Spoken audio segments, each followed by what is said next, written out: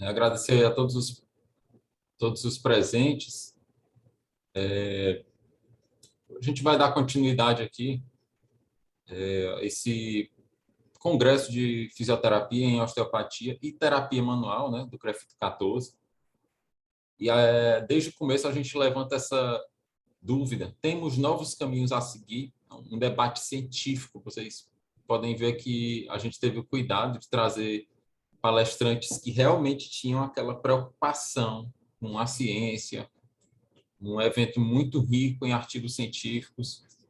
Esse tanto de paper aí que vocês viram, uma pessoa não consegue estudar em um ano já, se tiver que estudar mesmo, né? Essas palestras foram muito ricas, né? Cheias de trabalho assim que duraram uma vida. O trabalho lá do Pablo já durou uma vida, né? Já mais de 15 anos. O Paulinho também. Então, todo mundo que passou aqui de lá para cá, Marcel, vocês podem ver que trazendo muita ciência, e deixa essa dúvida, porque a gente faz parte da terapia manual, mas fica se perguntando se a terapia manual ela é realmente o caminho que a gente deve escolher só ela, ou se a gente deve também olhar para outros lados. Amo terapia manual, sou osteopata já há muitos anos, entrei no curso de formação da osteopatia. Para quem não sabe, quem está entrando agora, a osteopatia ela é uma especialidade exclusiva do fisioterapeuta e outra formação, então demora mais 5 anos para que a pessoa consiga, depois de ser fisioterapeuta, ser terapeuta manual. O último ano é do DO, do trabalho do DO, que é uma coisa ainda que no Brasil ela não é obrigatória, porque não vale também os títulos que valem aí para fora, né? Tem locais que reconhecem o DO como já um doutorado, e aqui no Brasil não, aqui é um diplomado em osteopatia. Então, a terapia manual ela vem mostrando aí já muito interesse científico. Esse último ano, a gente tem que fazer um trabalho, né? E é analisado esse trabalho por uma banca internacional. Mas, mesmo assim, como eles têm mostrado, desde o começo, né, os estudos maiores, os estudos mais amplos, que conseguem pegar uma gama maior de pessoas, é impossível. A gente dar continuidade com trabalhos nessa magnitude sem a união dos osteopatas. E é por isso que a gente vem batendo nessa tecla dos novos caminhos a seguir, porque a gente mostrando esses novos caminhos que as pessoas estão seguindo, que a gente está seguindo, a gente possa virar para a osteopatia, virar para a terapia manual e ir atrás de buscar evidências, porque a gente sabe, na nossa prática clínica, da importância da osteopatia, da fisioterapia, e a fisioterapia vem crescendo absurdamente também nos últimos anos, principalmente se destacando muito durante a pandemia. E a osteopatia tem que, apesar de ser uma técnica que nasceu já desde os primórdios da humanidade, a gente pode falar disso numa outra, num outro momento. Acho que o Pablo até citou também, né, os bond sellers. A gente ficou muito naquela de olhar para dentro do corpo, e quando a gente vai olhar um pouquinho para a parte científica, às vezes fica aquém, né? Os estudos pequenos eles têm bons resultados, excelentes resultados, mas a gente precisa fazer estudos maiores. E hoje a gente vai falar das correlações científicas da osteopatia visceral com as dores crônicas. Foi até um pouco, eu posso até dizer que foi um pouco demais a minha parte de colocar que eu vou botar todas as correlações científicas da osteopatia visceral com as dores crônicas. Eu não vou botar todas, eu vou botar algumas, tá? Vamos mostrar aqui mais ou menos que a gente tem que dar um passinho para trás para quem não viu ainda nenhuma palestra minha, quem não assistiu nenhuma aula minha ainda. Eu vou dar um passo para trás para que a gente consiga compreender tudo que vai ser dito hoje, que vai ser falado. Eu vou falar um pouquinho sobre a poderosa inflamação sistêmica, que é a principal relação que nós vamos mostrar hoje aqui. Vamos mostrar muito artigo da Nature, né? Vamos mostrar muitas reviews e vamos começar com uma, inclusive. Depois a gente vai mostrar um pouquinho o papel da mucina nisso tudo, o que é o Cushing, e vamos mostrar alguns exemplos com fotos reais de pacientes para vocês verem que tudo que a gente vai falar aqui já está sendo dito, já está sendo estudado, já está comprovado em grande parte aí pela ciência moderna, tá? São artigos muito novos, mas eu vou citar aqui alguns artigos já de 2021, de janeiro desse ano, mas esse daqui, como vocês podem ver, ó, é de fevereiro de 2013. Foi na época que tudo começou, tá? Aqui eles vão mostrar que o microbioma, né, intestinal, eles são, na verdade, os mestres da fisiologia. E como eles são os mestres da fisiologia, eles vão mostrar ali, ó, que isso aqui é uma review, tá, pessoal? Contra uma review da Nature, não tem como você... A Nature hoje é a revista de maior fator de impacto que existe, né, no mundo. Então, contra uma review da Nature, não há o que se falar. Ele vai falar aqui, ó, que a flora intestinal alterada, ela vai causar, ó, dores, inflamação crônica. O que vem a ser essa inflamação crônica? Ele está pegando aqui nas costas justamente porque está falando de dor. O paciente está com dor. Por quê? E aí ele vai falar nesse estudo que os antibióticos vão alterar a flora intestinal, que o estilo de vida vai alterar a flora intestinal, como muito já foi falado aqui, que a dieta vai alterar a flora intestinal, que a higiene pessoal também vai alterar a flora intestinal, e que tudo isso pode causar dores crônicas e inflamação crônica, e pode causar também disfunções, né, metabólicas, disfunções metabólicas. A gente vai falar disso aí.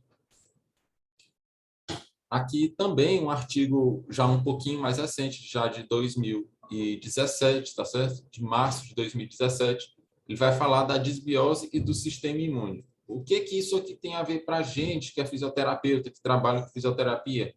Bem aqui, ó, a gente vai olhar várias doenças que a gente viu lá no nosso curso. Problemas que a disbiose nada mais é do que uma alteração da flora intestinal, dos micro-organismos que vivem na flora intestinal da gente, que vivem dentro do nosso intestino. Se eles estiverem reguladinhos, vão estar em perfeita sintonia. Se eles estiverem fora do eixo, a gente vai chamar de disbiose.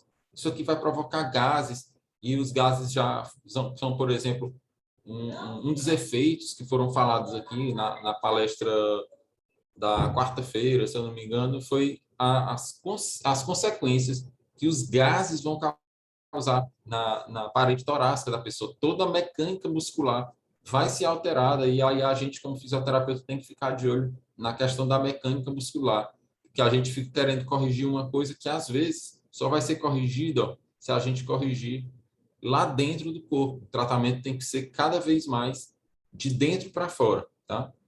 Olha só, a gente vai ver no cérebro problemas como estresse. Quem é fisioterapeuta que participa dessa nossa frente de batalha, na frente de batalha das dores, depois dessa pandemia e antes, durante essa pandemia, vai saber que muitos dos pacientes que têm chegado, eles vêm com os sintomas de estresse, e estresse altíssimo, né? Um estresse crônico, autismo, esclerose múltipla, são todas doenças que fisioterapeuta trata, asma para quem é aí da respiratória, esteatose hepática não alcoólica, que é a síndrome, é a sigla, essa sigla quer dizer não alcoólico fatty lipodisease, esteatose hepática não alcoólica. Se a gente for ver, 8 em alguns ambulatórios, 8 em cada 10 pessoas que entram hoje tem esteatose hepática não alcoólica. Tem alguns ambulatórios que têm essa estatística. Então, a gente pode perceber que uma pessoa que chega com esteatose hepática não alcoólica provavelmente vai ter lá uma disbiose. E essa disbiose vai estar alterando tireoide, vai estar alterando músculos, vai estar alterando todo o sistema muscular. E o fisioterapeuta tem que estar de olho nisso, porque se ele não tiver de olho nisso,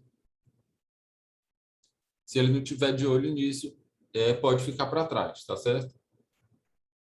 o tecido adiposo, a gente pode ver que vai ter a obesidade, vão ter outras doenças metabólicas, vai causar lá no intestino, ó, doença celíaca, intestinal bowel syndrome, aquele inchaço abdominal, tá certo?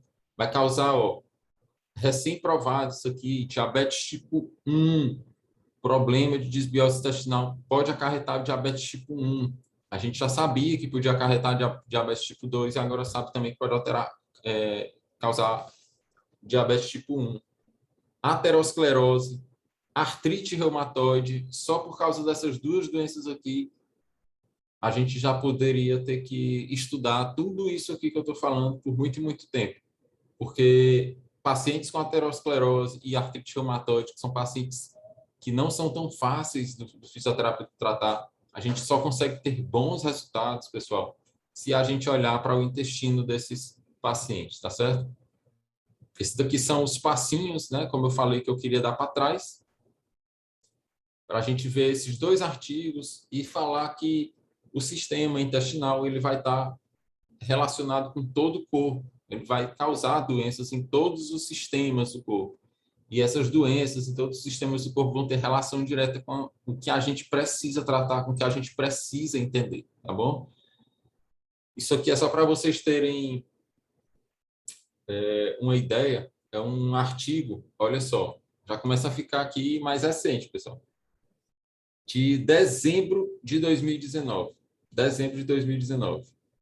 E esse artigo aqui, ele tem inclusive a participação de alguns brasileiros nele. E a participação de alguns brasileiros. Tá aqui, ó, Pedro Carreira Bastos, tá certo? Ele vai falar sobre a inflamação crônica na etiologia da doença ao longo da vida. Esse artigo aqui, ele é belíssimo. É um artigo, inclusive, que está aberto lá na Nature. Aconselho todo mundo a olhar. Ele vai falar que várias causas de inflamação crônica, sistêmica, porque a inflamação crônica ela é totalmente diferente da inflamação aguda. Várias causas da inflamação crônica e sistêmica de baixo grau, elas foram identificadas, né, como mostradas aqui nessa figura, tá certo? Os gatilhos mais comuns, eles vão incluir ali, ó, infecções crônicas, vão incluir inatividade física, vão incluir desbiose intestinal, dieta, isolamento social. Olha só, o isolamento social vai causar inflamação crônica de baixo grau, estresse psicológico, sono perturbado, ritmo cardíaco perturbado, exposição a xenobióticos, como às vezes um poluente atmosférico, como resíduos perigosos, né, produtos químicos, tabagismo. E aqui na direita, nessa parte da direita, a gente vai ver que as síndromes metabólicas que vão ser ocasionadas disso tudo podem ser diabetes, também a tipo 2, doença hepática gordurosa não alcoólica, a doença cardiovascular, câncer, depressão, doenças autoimunes, doenças neurodegenerativas, sarcopenia. Olha só, quem trabalha com idoso, quem trabalha com fisioterapia e não quer entender que a sarcopenia e a osteoporose, eles podem ser causados por essa inflamação sistêmica, está atrasado há alguns anos já. Não pode querer ficar para trás. Então, existem algumas diferenças muito grandes da inflamação aguda da inflamação crônica. Isso aqui é uma das tabelas daquele estudo, tá certo? Olha só, a inflamação aguda, ela vai ter fatores que vão desencadear diferentes, a não ser os DAMPs, né, que são o estresse celular e trauma. Os PAMPs, que são, no caso, as infecções, não vão poder desencadear a infecção crônica, ou seja, a inflamação crônica ela vem de fatores internos ou da inflamação aguda por um longo tempo. A inflamação aguda ela dura um curto prazo, enquanto a crônica ela é persistente. A inflamação aguda ela tem uma magnitude um pouco mais alta, ela causa uma repercussão mais alta, enquanto a outra ela é pouco notada. A inflamação aguda ela tem cura, a gente pode remover o ponto gatilho, ou seja, o que disparou aquela inflamação e ela vai reparar os tecidos, né? Ocorre a reparação dos tecidos.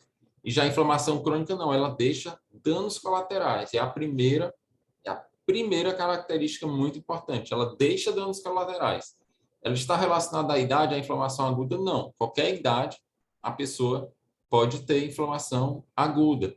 E já a inflamação crônica, sim, ela está relacionada com a idade. Isso daqui ele quer dizer que o estudo, na verdade, vários desses biomarcadores, eles aumentam quando a pessoa tem vários e vários anos com aquela inflamação crônica. Mas uma das características mais importantes dessa inflamação é que ela se chama inflamação crônica subclínica. Por que ela é subclínica? Porque ainda hoje não tem nenhum tipo de exame laboratorial, por exemplo, aqui no Brasil, que a gente consiga aferir se a pessoa está com inflamação crônica. Nesse estudo aqui, que é um estudo muito recente, eles começaram a estudar isso.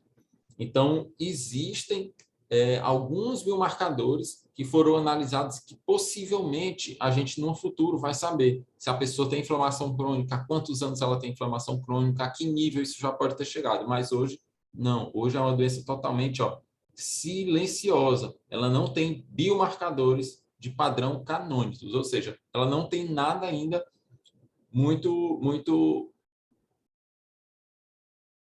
ela não tem nada ainda muito estabelecido. Para exames laboratoriais não tem. Significa que aquela tiazinha vai lá chegar para o fisioterapeuta. Doutor, sinto dor da cabeça até os pés. Dói meu ombro, dói meu cotovelo, dói minha mão, meus punhos, meu joelho, minha perna, meus pés. Às vezes está no pé, às vezes vem para o quadril, às vezes sobe para o ombro e fica variando. Eu morro de dor. Morro de dor. Aí a senhora vai fazer o exame. Foi até esse motivo que o COFITO acabou retirando a obrigatoriedade dos exames de imagem para o diagnóstico do fisioterapeuta. Por quê? Porque existem exames de imagem que as pessoas vão sentir dor e são muito compatíveis com exames de imagem que a pessoa morre de dor. A pessoa morre de dor e a pessoa não tem dor nenhuma. E vai olhar, tem o mesmo exame. São aquelas mesmas alterações que vão aparecer em todo mundo com a idade e a pessoa morre de dor, a outra não morre de dor.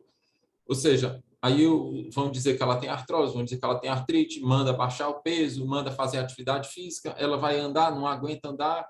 Por quê? Porque os ossos estão fracos, as articulações não respondem. E por que isso está acontecendo? A pessoa tem uma inflamação crônica, simplesmente subclínica, a inflamação silenciosa, ela tem dor em todo o corpo, não aparece nenhum biomarcador. O médico olha, você está aqui com um pouquinho de colesterol alto, pai.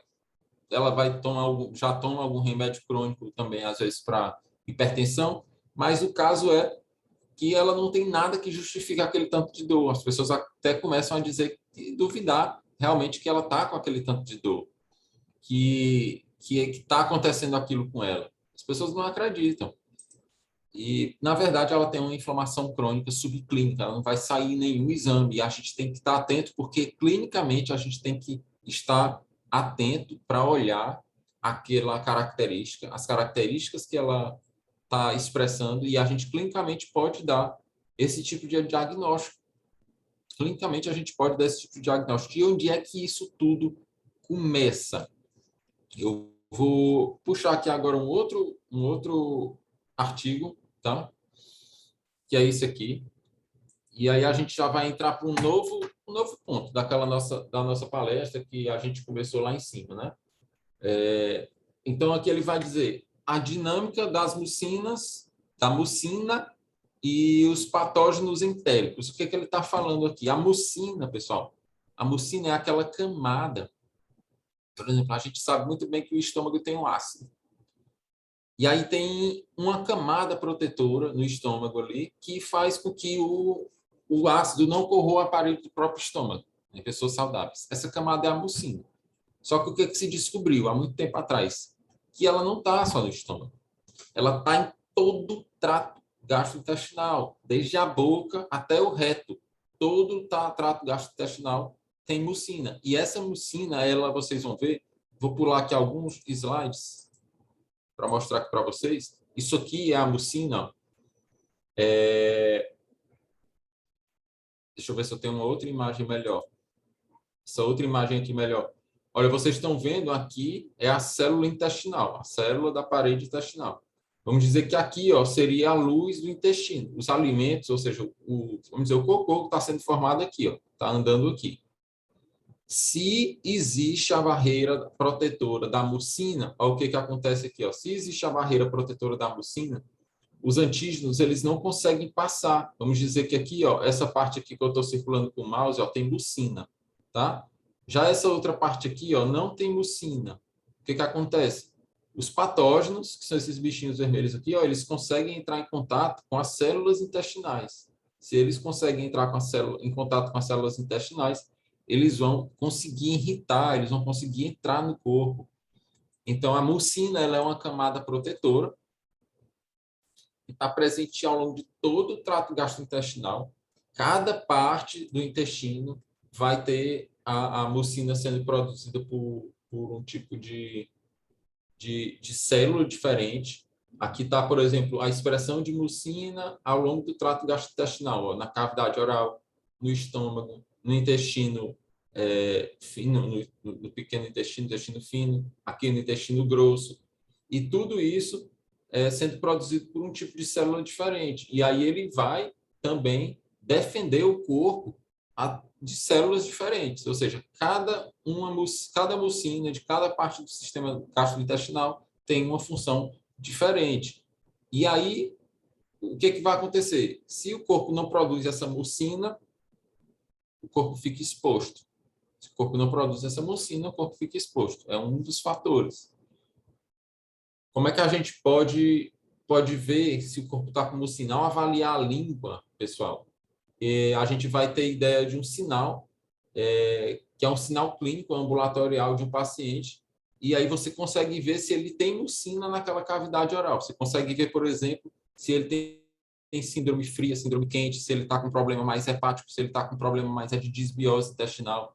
Você consegue ver várias coisas. A medicina chinesa, para quem gosta, e muita gente que entra no curso da fisioterapia porque gosta da medicina tradicional chinesa, e ela traz muito a avaliação da língua, tá certo? Traz muito a avaliação da língua. E já tem muito estudo falando Tong. Eu tenho já umas aulas que eu publiquei, alguns estudos sobre a língua, né? Quando o paciente ele tem mais saburra na língua, né? Mais saburra, aquela saburra grossa, menos lisozima ele tem. Menos lisozima ele tem. Então, o indivíduo tem uma menor produção de mucina.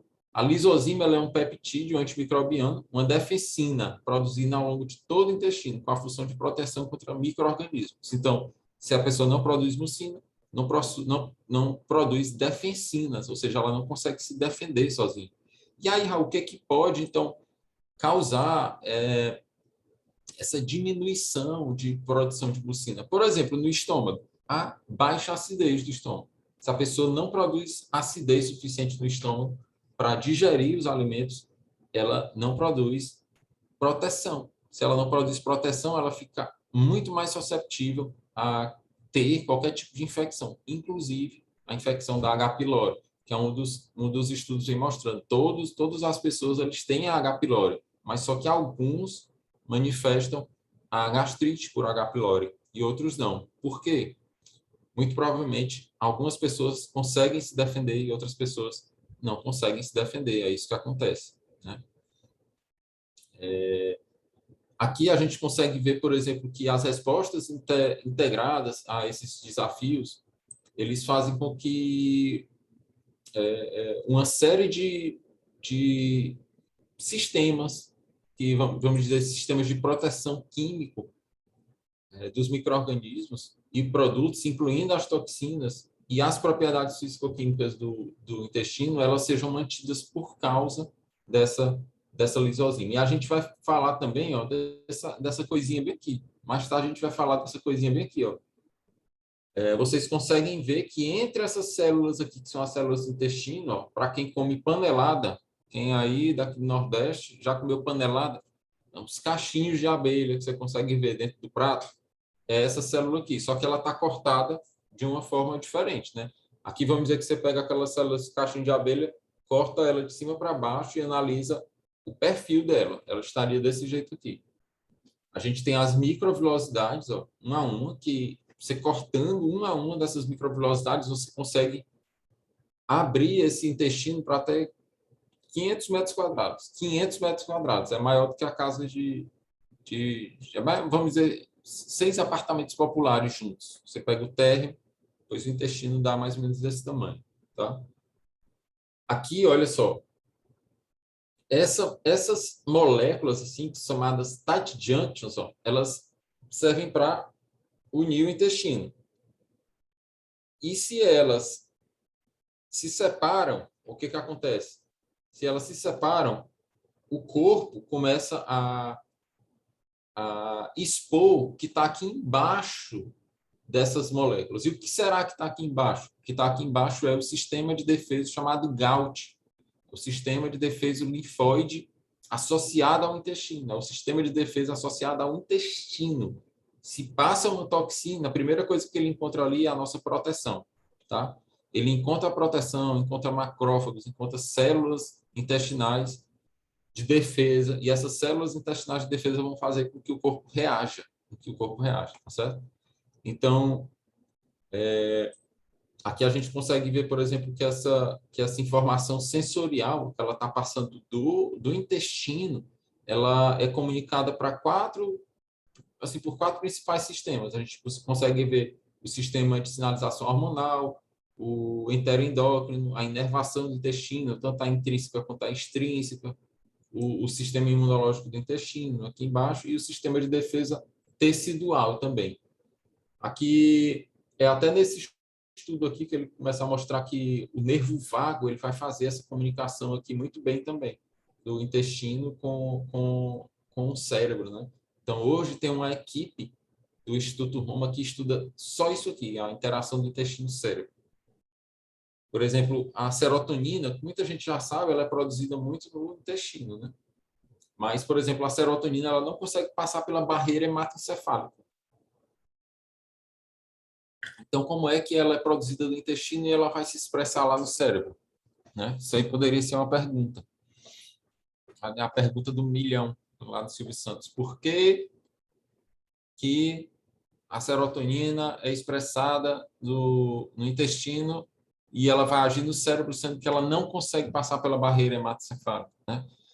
Ela não consegue passar inteira, mas várias moléculas vão estimular a produção da serotonina lá no cérebro, tá? Até porque a quantidade de serotonina que é produzida no intestino, o cérebro não suportaria. É muito para ele. Então, a gente tem que produzir muito menos no cérebro. A quantidade de hormônio que nós temos no corpo é muito pequena. Eles fazem uma coisa absurda no corpo, uma transformação absurda. Mas é muito pequena. É uns 10 ml só de hormônio que temos no corpo, né? E aí vai uma grande pergunta. Raul, o que é que a gente está falando tanto disso aí? Quer dizer que os alimentos eles vão chegar e vão mudar o intestino, podem causar uma inflamação crônica. Essa inflamação crônica vai interferir em todo o meu trabalho como fisioterapeuta. E me responde uma pergunta: um alimento bom, ele pode se tornar um alimento ruim? Dizer, uma pessoa que não é alérgica a um alimento, ela pode se tornar alérgica? Como é que isso acontece? Esse estudo aqui, eu fiz questão de deixar o print da página inteira. Por quê? Porque ele foi agora, de 4 de fevereiro de 2021, tá certo? De 2021. Simplesmente, eles conseguiram, o que conseguiram provar? Que, por exemplo, uma pessoa tem come um alimento, ela não passa mal. Mas, determinado dia, ela teve, que foi o que esses pesquisadores fizeram, eles provocaram uma infecção com essa bactéria aqui, ó, Rodendium, e aí eles deram essa mesma comida para a pessoa, enquanto a pessoa estava com essa infecção bacteriana. O que aconteceu? Depois da infecção, eles expuseram a pessoa ao alimento. A pessoa antigamente, antes dessa infecção, ela não passava mal com aquele alimento, mas depois ela passa. a ter uma reação alérgica, quase que uma reação alérgica àquele alimento. É uma reação alérgica. Simplesmente porque o corpo, como ela enfrentou aquela infecção junto com aquele alimento dentro do intestino, o que aconteceu? O corpo começou a entender que aquele alimento estava causando mal para ela. Então, aquele alimento começa a excitar o nervo também, o nervo intestinal. E se ele começa a excitar aquele nervo, ela começa a causar mal, entendeu? Então, assim, essas células imunológicas do intestino, incluindo os mastócitos, né, que são células de defesa, as primeiras, que elas vão conter as moléculas da histamina, como a gente está vendo aqui. A histamina, por exemplo,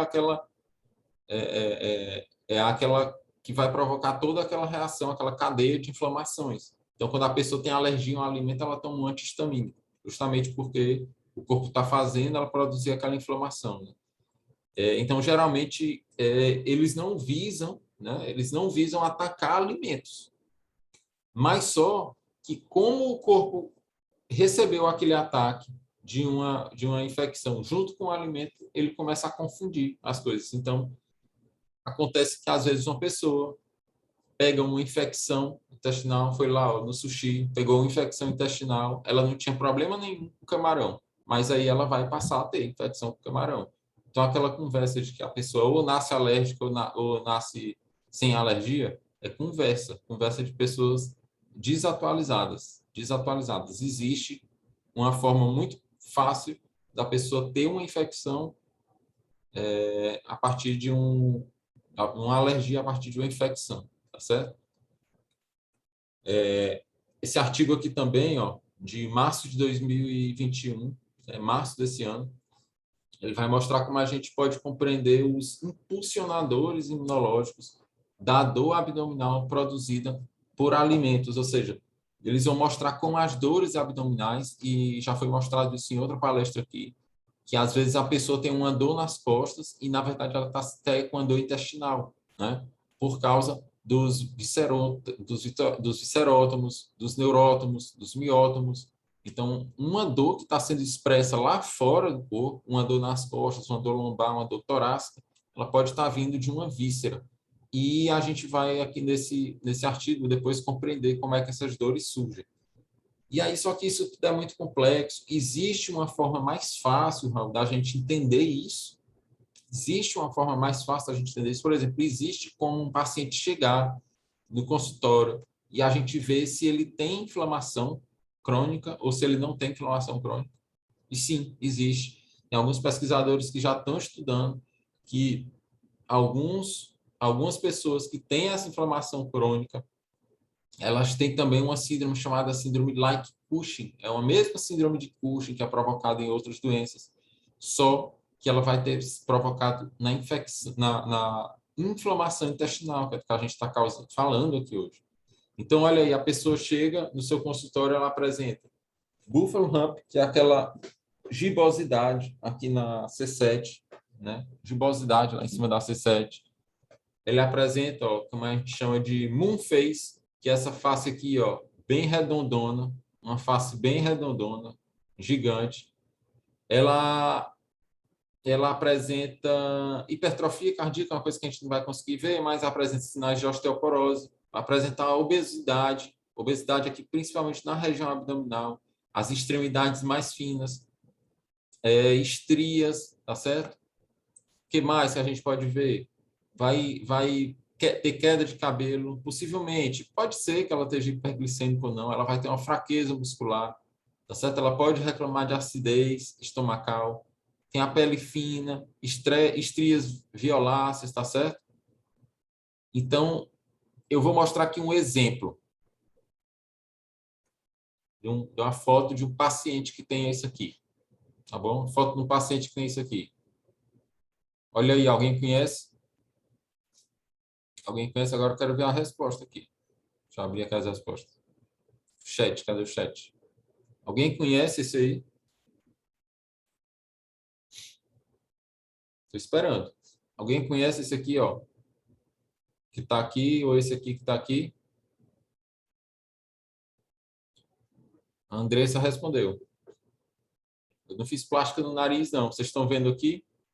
Moon face, tem ou não? Moon face, papada, papada, sim ou não? Isso aqui foi em 2014. Olha só.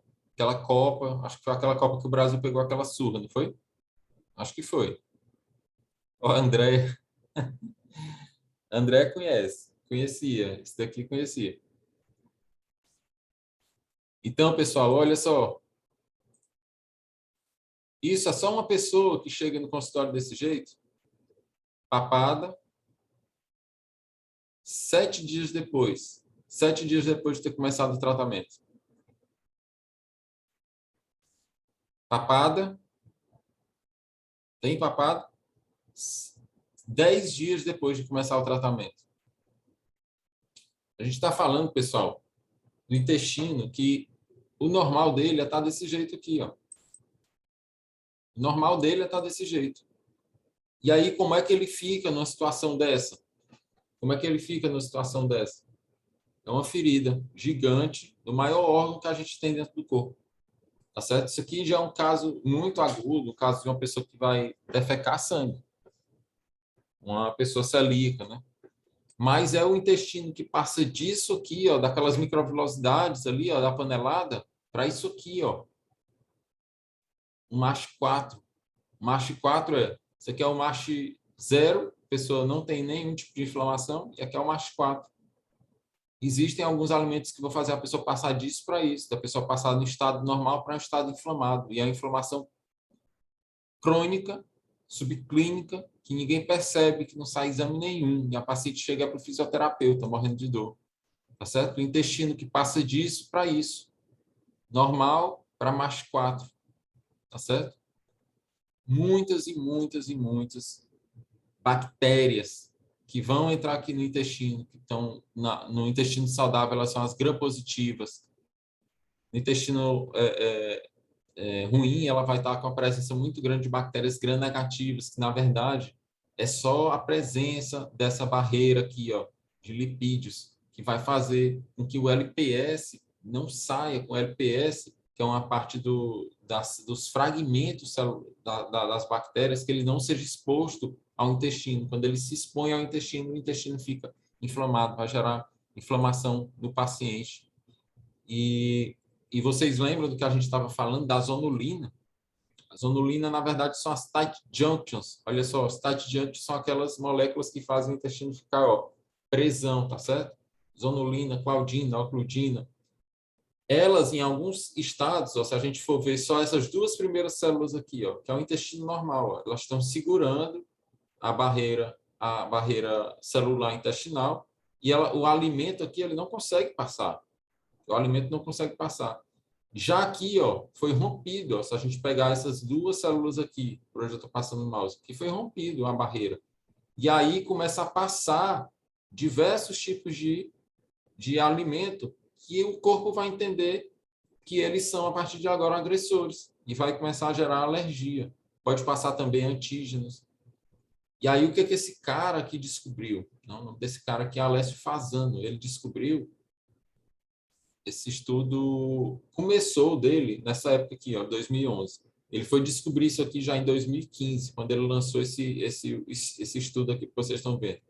Que existem alguns alimentos que vão romper essas tight junctions. Vão romper. Que alimentos são esses? Vocês podem estar se perguntando. Esse daqui é só um dos alimentos. Está aqui o nome do autor, Alessio Fasano. Essa daqui é a gliadina, pessoal. Lhes apresento a gliadina. A gliadina é a proteína do trigo, tá certo? É o chamado glúten.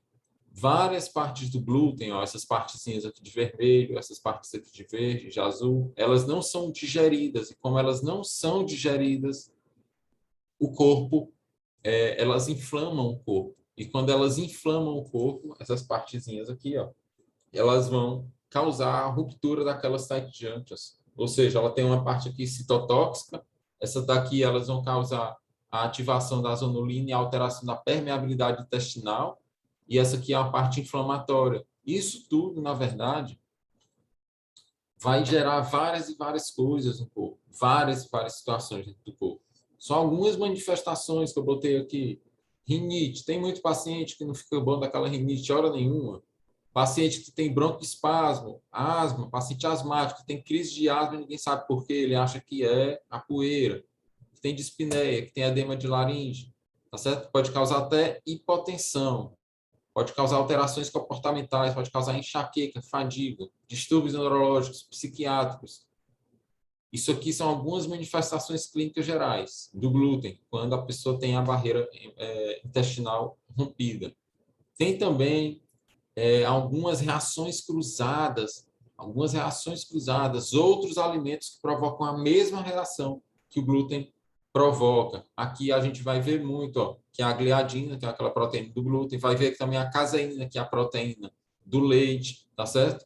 E aqui esse estudo ele faz até uma comparação do leite de vaca, né? Que ele vai ter a caseína e vai ter a proteína do whey, né? Isolada, que não, no momento não está isolada, vai fazer a comparação do chocolate ao leite, do café, da aveia, do milho, do arroz, da batata, do gergelim, do sorgo, do amaranto, da tapioca, do ovo, e aí determinadas com esse gráfico ele começa a mostrar que vários desses alimentos eles conseguem fazer uma reação cruzada. Nesse caso aqui, principalmente a caseína, tá certo? A caseína do leite. O milho muito pouco, mas também faz às vezes uma reação cruzada, ou seja, o paciente come outros alimentos e vai também promover essa inflamação crônica generalizada por causa de alimentos. A pessoa não acreditou, tá aí também. Consenso Brasileiro de Alergia Alimentar de 2018, isso já saiu no finzinho de 2018, ou seja, considerado de 2019, é o mais recente que tem. Aí ele vai mostrar que as sat junctions elas vão fazer a junção, opa, passei sem querer, elas vão fazer a junção entre as células do intestino para manter a integridade da barreira epitelial e se faz necessária para uma regulação da estrutura e função de modo a promover o balanço entre os mecanismos pró e anti-inflamatórios que ocorrem no trato gastrointestinal. Ou seja, a gente está falando aqui hoje que uma inflamação... minha câmera deu problema. A gente está falando aqui hoje que uma inflamação crônica ela pode gerar dor em todo o corpo do paciente e ela vai ser provocada por problemas alimentares. Isso está provado cientificamente. Já desde 2011, vários pesquisadores no mundo inteiro estudam isso e ainda hoje pouquíssimos profissionais da fisioterapia atuam levando em conta o intestino, o sistema gastrointestinal das pessoas. O que eu vou dizer é que quando eu faço terapia manual, quando eu faço osteopatia visceral, em pacientes e eu agrego esse tipo de conhecimento, eu agrego esse tipo de informação, eu agrego esse tipo de informação, os pacientes têm muito mais resultado do que com a terapia em si, sozinho. Por que isso? Porque às vezes a gente está achando que as nossas mãos são mágicas. E não é só isso, não é só a gente passar uma hora com o paciente em um dia e achar que ele pode fazer tudo que ele quiser nas outras 23 horas do dia e tirar a responsabilidade da saúde do paciente, que é dele, e ele vai colocar nas suas mãos, certo? É muito diferente. Você tem que deixar a responsabilidade da saúde do paciente nas mãos dele. Ele é o responsável pela saúde. E quando a gente agrega, quando a gente consegue dizer isso para ele, você consegue fazer com que ele perceba isso, que a responsabilidade da saúde dele é dele, e não é de mais ninguém. E o que eu tinha para apresentar para vocês hoje era mais ou menos isso. Tem muita coisa, apresentei muita coisa, isso dá assim, boas horas de estudo para vocês. Estou aqui também para qualquer dúvida. Estou até vendo que já tem um aqui da Andressa Regina, né? Uma pessoa apresentou infecção intestinal na infância e tinha perdido uma parte da flora intestinal. Na fase adulta, pode ser difícil recuperar sua defesa. Por exemplo, adquirir síndrome do intestino irritado. Fiz tratamento, mas sempre apresenta irritações com certos alimentos. Como podemos ajudar? Pois é, os tratamentos, principalmente para a síndrome do intestino irritável, eles vão envolver muito a pessoa se afastar de vários alimentos. Como eu te expliquei aqui com um daqueles estudos que eu coloquei, quando a pessoa tem uma infecção e ela tem um alimento dentro do intestino, muito provavelmente o corpo começa a reconhecer aquele alimento como um agressor, né? E se a pessoa tiver sem essa camada de mucina, sem essa camada protetora de mucina, geralmente ela fica mais propensa ao corpo entrar em contato, a célula de defesa entrar em contato com esse antígeno, que o corpo vai entender como antígeno. É um alimento, mas o corpo vai entender como antígeno, como agressor. Então, assim, uma estratégia muito eficaz é a pessoa cortar alimentos muito inflamatórios. Sugestão que você resolve 90%, 10% você tem que estudar um pouquinho mais. Mas 90% é resolvido cortando esses dois alimentos que eu provei cientificamente aqui, glúten e leite, porque quando você corta glúten e leite, você melhora 90% da pessoa. Aí os outros 10% fica a cargo de um exame mais específico. Existem exames hoje mais específicos, mas são caríssimos. Eu faço, na verdade, o biomagnetismo, porque é uma opção mais em conta para o paciente, mais barata, mas um teste que você consegue saber, isso é um teste chamado A300, que você consegue fazer. Mas só para você ter ideia, é R$ 1.500 um exame desse laboratorial. Você colhe esse teste, ele vai para fora, ser analisado, depois de uns 40 dias você recebe o laudo dizendo o que você pode comer, o que você não pode comer, o que você consegue metabolizar e o que não consegue. Aí você consegue ter um norte maior. Mas se não quiser fazer esse exame, gastar essa nota, que é o A300, corta leite, corta glúten, começa a se conscientizar, tomar. Tem algumas coisas que ajudam a melhorar aquela camada de mucina, aquela camada protetora. Hoje já existe a Akkermansia mucinífera, né? A Akkermansia mucinífera, você consegue manipular ela em farmácias de manipulação, né? E tomar ela todos os dias, ela faz com que a mucina seja mais bem produzida, e aí você vai ter um espaço maior, uma distância maior entre o epitélio do seu intestino e o intestino em si. E aí você consegue afastar mais esse tipo de barra. Você cria uma barreira. Então, você cria uma barreira. A verdade é essa. De nada, Andressa. Eu espero que possa ajudar mais. Espero que possa ajudar mais. Então, pessoal, só para vocês terem ideia, o microbioma intestinal, essas bactérias no intestino, elas vão transformar o T4 em T3. Ou seja, o hormônio da tireoide que a gente produz é o T4, a gente não produz T3. E a flora intestinal transforma ele em T3.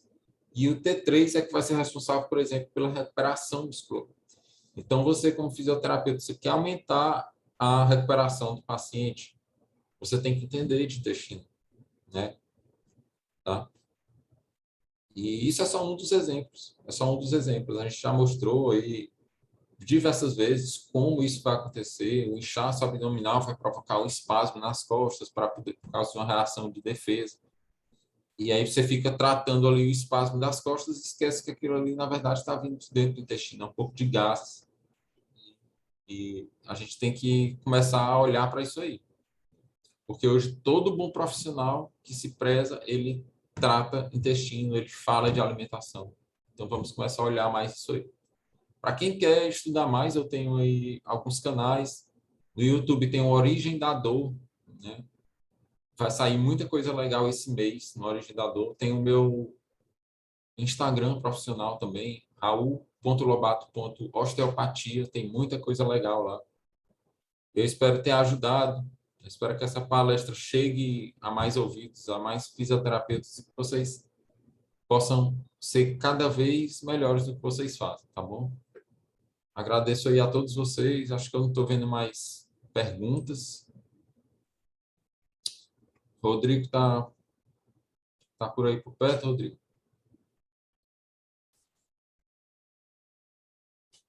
Rodrigo acho que deve ter dado uma saidinha, então, se ninguém tem mais dúvidas, acho que eu vou finalizando por aqui.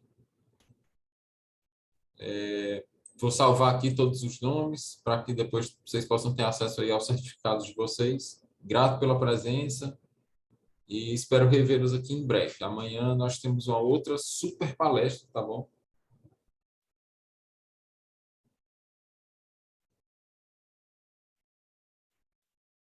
André, doutor André Brito, eu que agradeço, André, pela presença.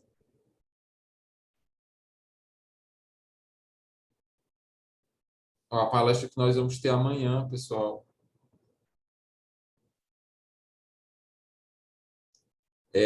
novas evidências no tratamento da radiculopatia, uma palestra do Dr. Jânio, tá certo? Dr. Jânio Alves, ele dá muitos cursos de escoliose, o cara também tem um currículo incrível. Vou publicar aí amanhã também o currículo dele. Grato aí, pessoal, pelos elogios. Tereza, Janaína, Batista, grato aí demais. Eu espero que a gente se encontre aí amanhã. Essa jornada está terminando, viu, pessoal? Está terminando já. Boa noite, pessoal.